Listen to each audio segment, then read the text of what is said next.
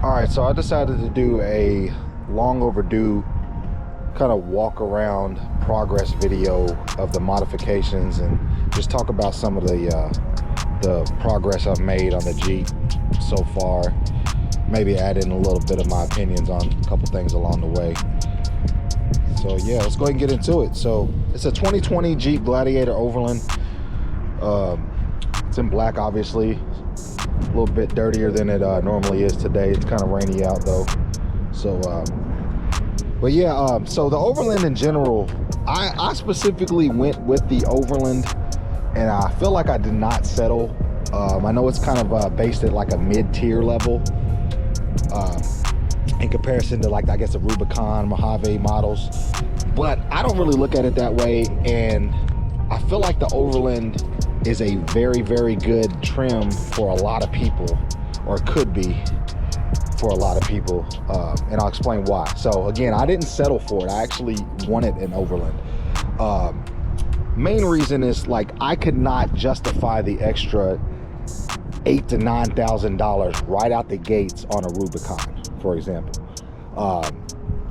And I'll kind of talk about that. So right out the gates, at least in this area, at least another $8,000 to $9,000, possibly even more, on two specific features that I feel like they're great features nonetheless from an off-roading standpoint. And I do get this thing off-road, but for me, I just feel like the extra cost involved with that right out the gates doesn't really negate or doesn't justify my off-roading habits. So those two things specifically being the lockers and the quick disconnects that the Rubicon has. Are those two good features? Absolutely. As I said, I do get this thing off-road, so that would be very, very handy to have. So I'm not debating that at all. I'm just saying it from my standpoint, having those two features for an extra $8,000 to $9,000, I just couldn't justify that. Specifically when this Overland has every creature comfort you can imagine. Cold weather group, everything. LED lighting group. So there's not many. The only thing that this Overland specifically does not have is the adaptive cruise control, which honestly I could care less about. It has normal cruise control, but I mean, it does not have the adaptive cruise control. Other than that, there's not one thing that this Overland does not have. So from that standpoint, I would much rather go that route, and that's kind of why I did. Also, with that being said, let's say I had went with a Rubicon. I've seen plenty of Rubicons, and this is just opinionated, but in my opinion, it's nothing worse than seeing a Rubicon or even a Mojave models that have the halogen headlights, plastic fenders that fade super easy and just don't look as good as these painted ones, for example. Non-leather seats, they have the cloth seats. I mean, those things are kind of important to me. So I feel like, you know, if you're going to have a Rubicon being the top tier, if you will, it should have that right out the gates with no other additional costs. I know you can add that to a Rubicon, but I mean, we're talking even more expensive here. So that's just my input from that standpoint. So to get a Rubicon with all the features that I personally prefer and that this Overland has, I mean, we're talking another probably 10, close to $11,000 or $12,000 in addition. For me, again, I just can't justify that. So I would much rather have my creature comforts all day long and then modify as I go to my likings, based off of my habits off-road. And that's kind of what I've done with this. So also, speaking of the Overland, it's kind of disappointing that I'm hearing in 2024 moving forward that they've got rid of the Overland model. In my opinion, that's kind of it's forcing a lot of people that kind of have my similar views in mind to get a Rubicon or even a Rubicon X and pay additional costs to have features that they're not necessarily going to use. So I don't know. I don't really know how I feel about that. The Overland is an awesome trim. It's basically the Sahara of the Gladiator world. So Anyway, enough talking on that. Let's kind of get ahead and get into some of the progress I've done. As I said, it's an Overland. Normally you have the silver in the grill, the silver badging. I've got rid of all that. As you can see, it's kind of got the blackout look going. So just little tidbits I've done on that to try to match the color scheme. So we'll start at the front here though. As you can see, I got the Mopar 3-piece steel bumper, Rubicon steel bumper. I've removed the end caps. I still have them, but I prefer the stubby look here. I probably won't ever put the end caps back on, in my opinion, but I do have them. But I like this bumper. It's actually my favorite bumper out, besides the fact that it's a, it's a stock look. And as you can see, I'm not trying to take too much away from that stock look. That's kind of the whole idea behind where I'm going with this build. But most of the aftermarket bumpers out there, I just personally don't like. They're big, bulky, and just take too much away from the sleekness of the vehicle. So that's why I kind of like this bumper and went this direction. I was lucky enough to actually buy it off of a 392 owner that was selling his, so I just kept my black tow hooks from my original bumper, swapped those out from the gold that was on there, again to try to keep my black look going, and installed it myself. So anyway, that's the bumper. Love the bumper. Again, it's just my favorite. So tucked behind it, as you can see, it's the Warren VR10S, the Evo VR10S. So it's the synthetic. I do recommend synthetic if you are going to go for a winch. It's a lot less it's a lot less weight, I guess, and a little bit easier to manage. I am going to get rid of that hook there, the stock hook. Probably going to go with one of those Factor 55. I do like that ultra hook they have. I'll probably do that in black as well. Not really in a hurry. I've had the winch for a little bit, but I've only been off-roading once since having the winch, and I didn't really need it. But that's one of those things that, better to not need it and have it than the other way around. So a little bit of an insurance policy. And I've been in some tricky situations where I've gotten stuck prior to having the winch, and luckily I had some people kind of come through to help me out. But yeah, so no more of that, hopefully. But anyway, kind of sticking here at the front is I got these diode dynamic clear LED side markers. Got rid of the orange. Feel like that cleans it up a little bit more, especially for the look I'm going with. Diode Dynamics. I had a buddy of mine kind of turn me on to that company, and they're pretty legit. I'm probably going to go with their rock lights eventually. I don't have them now, but I probably will go with those at some point, up and coming.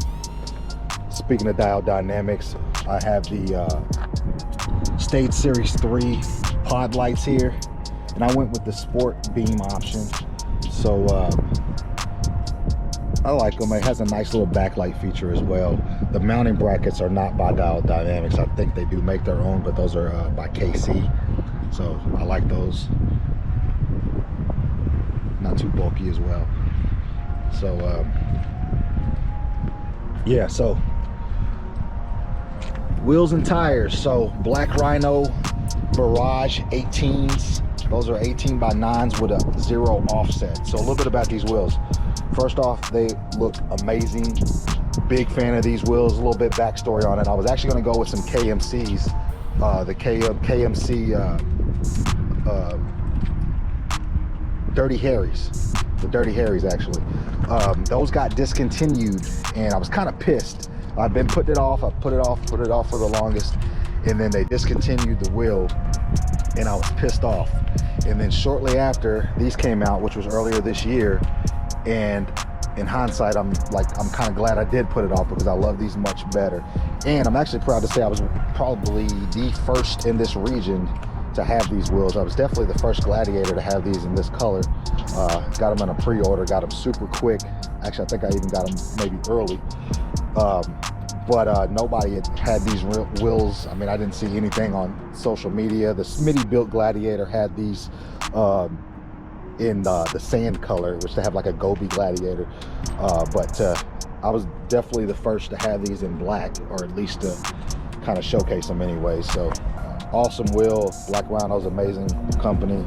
I like them a lot. So the tires, Cooper Discover AT3 XLT. These are all-terrains, and they're basically a 35 equivalent. They're 295 70 by 18 to be exact, which is a 35 equivalent. The reason they're 18s anyways, it's kind of going back to the wheel. The 18s, the Overland came with the stock 18, and these tires I actually kind of got early on. It was one of the, not the first thing I did to the Gladiator, but it was one of the first things that had to go was those original stock rental car looking tires that came on it. So I had to get some bigger tires. Done a little research and knew I didn't want to go to a 37 right off the bat. And I may do that eventually, but I don't want to re-gear, at least not right now. So I went with the 35s on the stock wheel, which is the 18. So as you can see, these are still in very good shape. I've not had them that long. And so when it came down to buying new tires, of course, I wasn't gonna, go with a 17. I also buy a matching spare, so that's 5, new wheels I would have had to bought anyways with a matching tire. So just a lot of expenses there for no need. I mean, and I don't mind 18s anyway. So I stayed with an 18. So a little backstory on that. But these tires are amazing. They are an all-terrain. So, I mean, you got to keep that in consideration if you're going to compare them to like other wheels. I mean, it is an all-terrain, but honestly, it's probably one of the best all-terrains out there. As far as the life on them, I mean, they offer like a 60,000 mile warranty on these things. I mean, they're awesome. They are a little bit rock hungry, but I mean, off-roading, they do decent. Again, for an all-terrain, if you're looking for an all-terrain, then I mean, this is definitely a nice option. I mean, you can go over that debate all day long, mud terrain versus all-terrain versus hybrid. But if you are looking for an all-terrain, this is an amazing choice, and I've been happy with them. And actually, I might even, if I do end up re-gearing and going to a 37, I would very well consider buying these again when it does come time. So anyways, enough about that. So behind there, I have the Rubicon Fox shocks and springs. So as far as suspension components, this is actually an Overland, as I said, but it's sitting on a Rubicon suspension as far as shocks and springs go. So real easy upgrade out the gates. You find somebody getting rid of their Rubicon suspension, early on, very few miles on it, and they're going with a lift kit. Find somebody to take it off their hands. I did the install myself. It's very easy. And just from the Overland stock form, I actually gained a ½ inch right off the bat installing those. So that was the first thing I did with the suspension right out the gates, was just swap out the springs and shocks for a Rubicon. And honestly, I felt like it was a better feel. Then shortly after that, I did the TerraFlex 1.5 inch front leveling kit. I do not have that on now, but that did level it out quite a bit. So with that, I mean, and the Rubicon suspension, I gained like almost a 2-inch lift right off the bat. So but my suspension has changed a couple times, and it's probably going to change again. I'll talk a little bit more about that here in a second. But I do have the AEV, you can see under there, the AEV 2-inch spacer. So I got rid of the TerraFlex spacer, as I said. That was more of just a front only leveling kit, so it did nothing to the back. It did level out the Jeep quite a bit, but this AEV one is a front and back spacer, so it's a full spacer. But in doing that, yes, it was a larger size, but I got a little bit of the factory rake back, as you can see. I don't necessarily mind it, and it's not that significant anyway, but it did lift the back up higher than it was previously. So that's another reason I kind of went that route, and I like AEV products. So it's been great. So I do plan to go with the AEV Dual Sport 2.5 inch, which is practically the same amount lift I have right now. I mean, it's a 2-inch spacer, and then I have the, like I said, the Rubicon shocks and springs on there. So I probably have about the same amount. I mean, add a little bit of weight from the steel bumper and winch probably brought my front down a little bit. But in any case, I'm gonna go with the AEV 2.5 inch because it's a full suspension. So it does come with the Bilstein 5100 shocks. I do like those. They are tuned specifically to the JLs and JTs. So and like I said, I like AEV products a lot. Speaking of AEV, while we're still in the front here, I went with the AEV steering dampener, another easy upgrade, bolt on. So yeah, AEV's a legit company. I like them. So moving on to the side here, got the Go Rhino RB20 running boards, side steps, whatever you want to call them. They got two different versions. There's just the normal black like steel version, and then these are the little bit more expensive but the bedliner version, which I like a lot. It has that extra coating and protection on there. And I went with a side step versus a rock rail or even a drop step because, like, one thing, I mean, I think they look good, but I want to be able to step up on the truck anywhere. So not just at the doors like drop steps do. You know, they basically drop down right underneath each door. You know, when cleaning the truck or just doing any other thing, I want to be able to step up anywhere on the side. So I didn't want to be limited to that. And then again, going back to the rock rails, I mean, you can't step up on those at all, but I mean, yeah, you have that extra protection, but again, I don't really off-road that much. And these things have actually done pretty decent off-road anyway. So a little bit of that. So yeah, on the side here, just these little Freedom caps. I kept them in black with the plane just to get rid of that silver keyhole. Let's pop the door here, take a peek inside. Inside is very basic. I haven't really done anything. I mean, I got these door sill entry guards, whatever you want to call these here. Little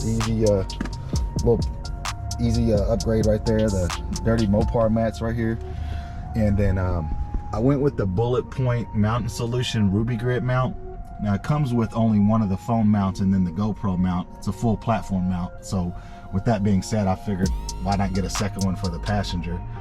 But other than that, I mean, just the stock stuff I was talking about that this Overland comes with. The leather seats, absolutely love leather seats. I had to have leather seats. And the LED lights, those were like my two main things I knew about, or that I wanted rather, in getting a Jeep. So this has it, and all the other creature comforts. So very happy with it. So nothing much going on the inside though. I did just, I mean, as of yesterday, I took off the Best Top Sunrider for hardtops. I went back to the hardtop here. It's end of November. I usually do that every year. I know you can keep it on for the full year, but I don't know, it's one more thing to kind of preserve the life of it. So I take it off during, like, you know, starting end of November all the way to like March. I go back with the hardtop. But I do have that Best Stop Sunrider. I love it, super convenient, another amazing company. So yeah, that's really it. Grab handles, nothing special. Got those in the back too. I will say, oh, with the grab handles too, these, I cannot use these on the front with the Sunrider on. There may be other different versions out there that you can actually use that it won't interfere with the bar that comes along that kind of sets on the roll bar here. But so during the winter months, I throw these back on. So actually these were not on yesterday. I just put those back on. In the rear, they stay on year round, but anyway. So yeah, moving on around.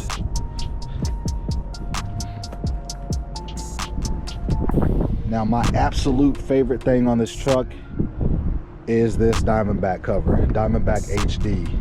And I got it in the smooth black. They do make the original diamond plated one, which is kind of how they got their name. But this smooth black just goes really good with the whole look that I went with, especially with the side steps that has that bed liner coating on it.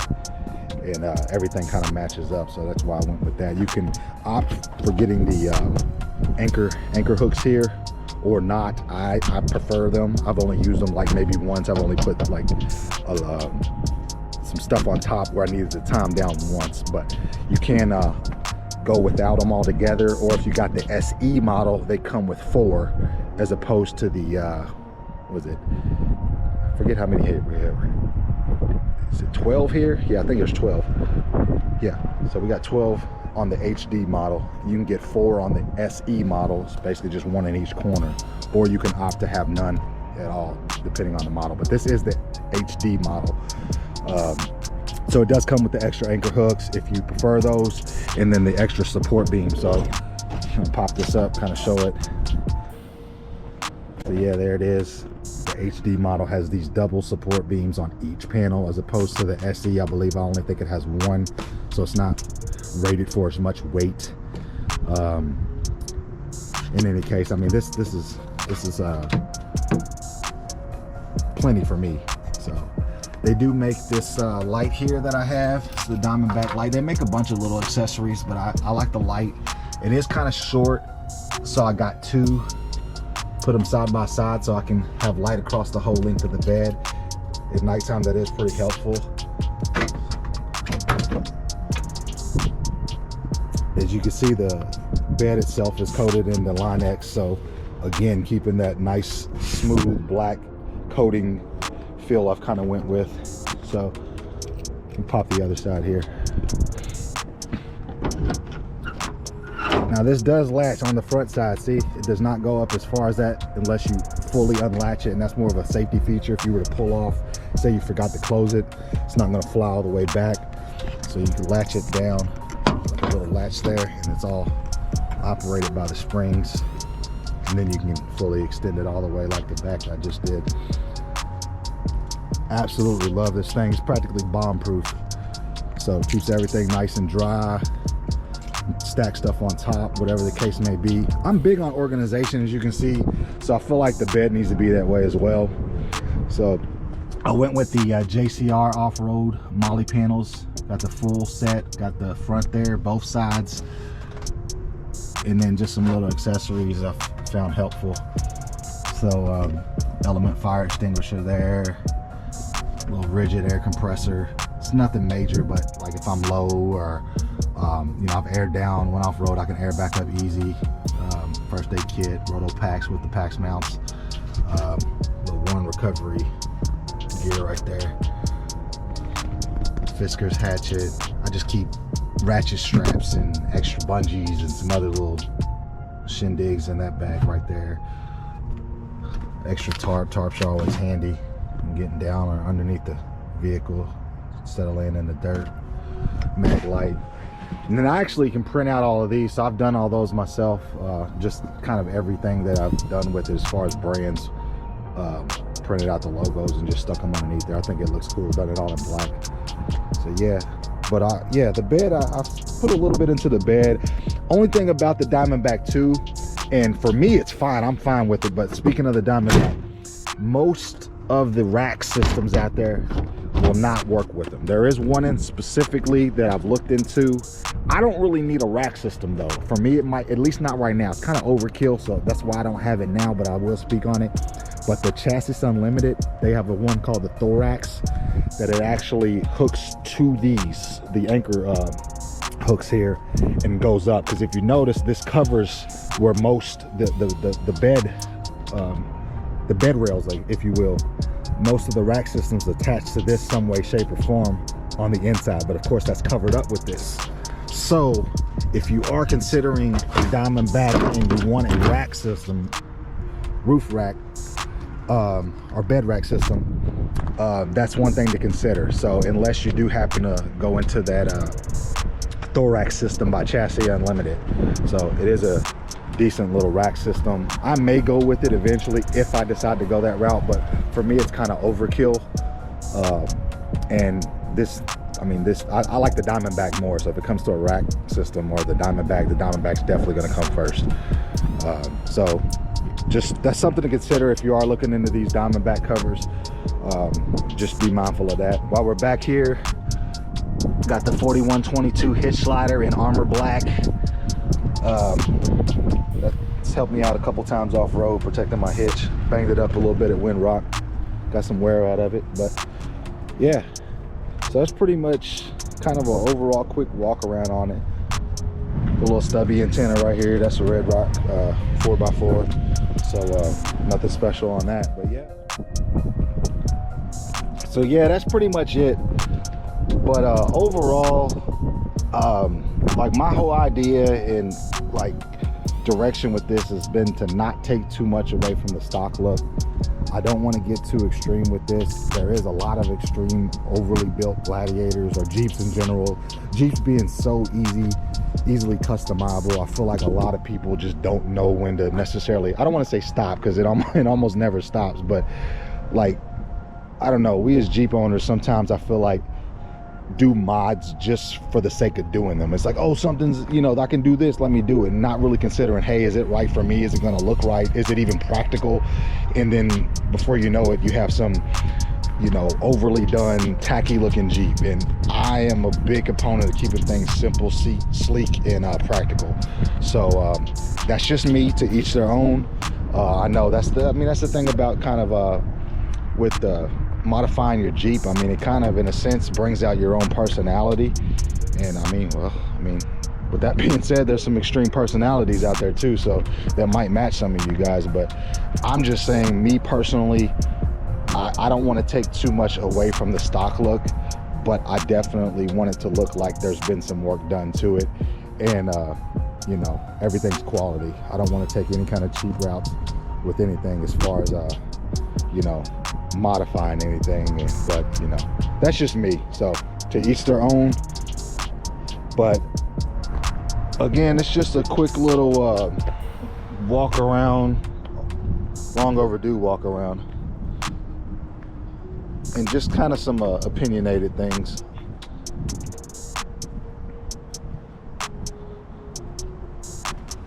On why I've went the way I've went with this.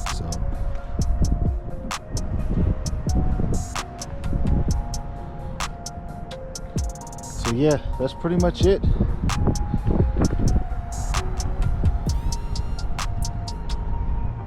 A couple of things I am going to be doing, as I said, I'm going to do the AEV 2.5 dual sport lift. That'll be the 4th time my suspension's changed in some way, shape, or form.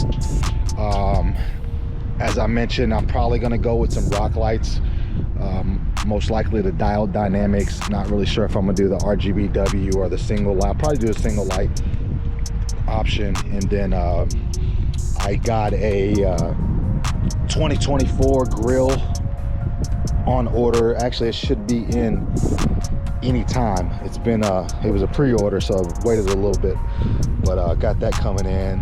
That kind of grew on me. But I got some other things in store, so just kind of stay tuned, and you know, I'll keep you posted on anything we do to it, and just kind of how I'm going with it. So until next time.